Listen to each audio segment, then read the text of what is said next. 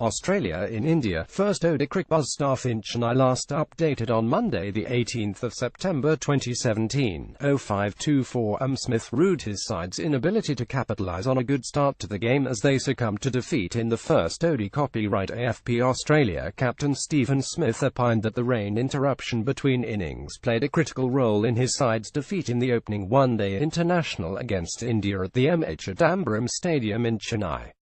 The visitors were set a revised target of 164 runs in 21 overs after a brief spell of showers delayed the game by over 2 hours after India notched up 281 for 7.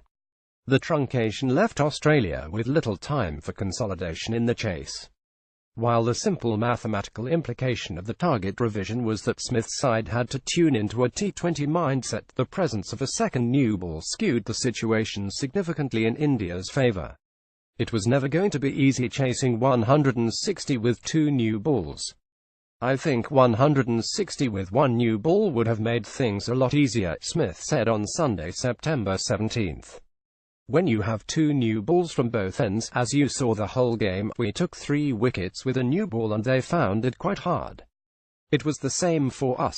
When you are playing 20 overs, you don't have a great deal of time to make things up. You need 1/8 an over basically from ball 1. It was difficult in that aspect. Perhaps we could have been a little bit more defensive at the start, keep wickets in hand and went harder later. Incidentally, the impediments built between Australia and a series lead were all their own doing. After a bright start to the game courtesy of Nathan Coulter and Pat Cummins' opening burst, the visitors let the initiative slip away with the backup bowling of Marcus Stoinis and James Faulkner struggling to provide the same level of control and incision. To make matters worse, Smith endured a rare off day in the field, reprieving Rohit Sharma early on and then, more importantly, dropping Hardik when he had only 13 on the board. The all-rounder would go on to club a match-clinching 83 off 66. You always want to take your catches, Smith said. I obviously dropped one early and one that sort of yorked me as well. The Hardik Panthers one, I couldn't get my hands underneath it. Unfortunately, we weren't able to capitalize on what was a very good start. 5 for 87 and then I think it was 6 for 206,205. That partnership between Dhoni and Pandya turned out to be a match-winning one. I thought MS and Hardik played very well. I think we went away from our plans a little bit. We were hitting such a good length and certainly persisted with that for a while with the good bounces we were bowling. We were trying too many things, too many slower balls, just not hitting the good hard length we were hitting early on. That partnership changed the game. They put 120 odd 118 and took them from 87 to 206,205. In the end that proved to be a match-winning partnership. Smith also admitted that he may have erred in his plans to keep overs of an undercooked James Faulkner at the end given Dhoni's propensity to tee off at the fag end.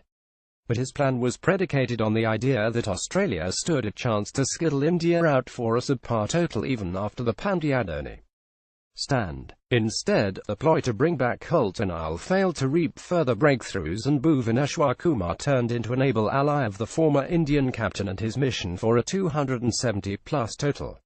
The pair added 72 runs in 53 balls with Faulkner's final 2 overs going for 31 runs. I had in my plan to begin with that Coulter and finish with Cummins. But when we got the wicket of Hardik, I thought it was an opportunity to bring Coulter back on and go for the throat. Another wicket at Dute, we could have bowled India out. So that was my decision at the point in time. Obviously MS hit James Faulkner pretty well in the end.